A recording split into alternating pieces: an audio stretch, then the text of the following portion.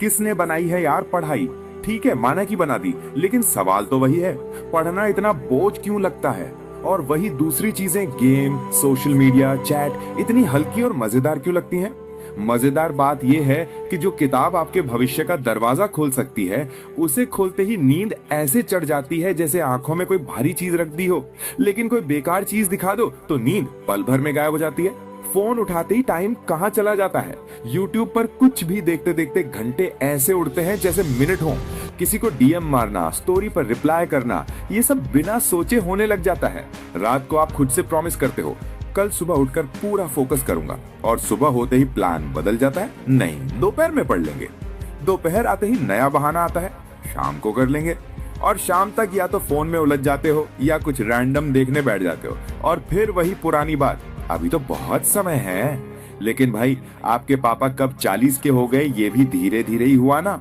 और आप हर साल वही टालना, वही टाइम वेस्ट, वही बहाने।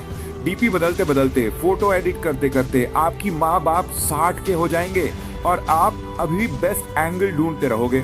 सोच कर देखो, जब आप 25-27 के हो जाओगे, क्या सिर्फ इंस्टा स्क्रॉल करना या रील्स बनाना आपको नौकरी दिलाएगा?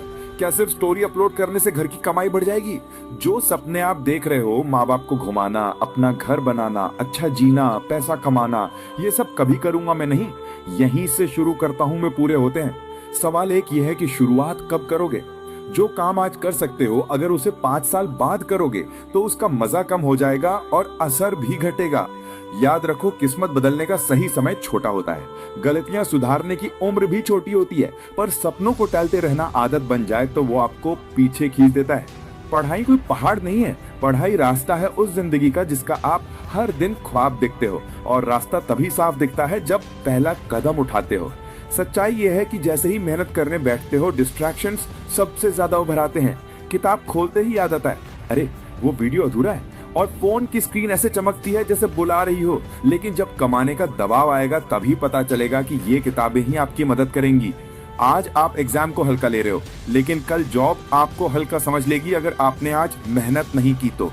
आज आप सोचते हो कोई नौकरी तो मिल ही जाएगी, पर बाहर हजारों लोग एक सीट के लिए लाइन में हैं। जो मेहनत करेगा वही टिकेगा, बाकी लोग बस मोटिवेशनल वीडियोस देखते रह जाएंगे। अगर सरकारी नौकरी चाहिए, अगर अच्छा करियर चाहिए, अगर खुद के दम पर खड़ा होना है, तो शुरुआत अभी से करनी पड़ेगी। बात का पछतावा सिर्फ दिल जलाता है, काम नहीं आता। जरा सोचो, क्या आपकी माँ आज की रोटी 7 दिन बाद बनाती है? नहीं, क्योंकि सही काम सही टाइम पर होना चाहिए। तो फिर आप अपनी लाइफ को इतना डिले क्यों कर रहे हो?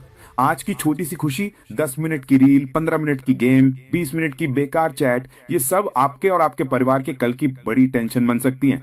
याद रखना, जिंदगी बड़े काम छोटे छोटे डिसीजन से बनती है, और छोटे गलत डिसीजंस भी बड़ा फर्क डाल देते हैं। लोग अपनी रियलिटी बदलने में लगे और आप स्टेटस बदल रहे हो।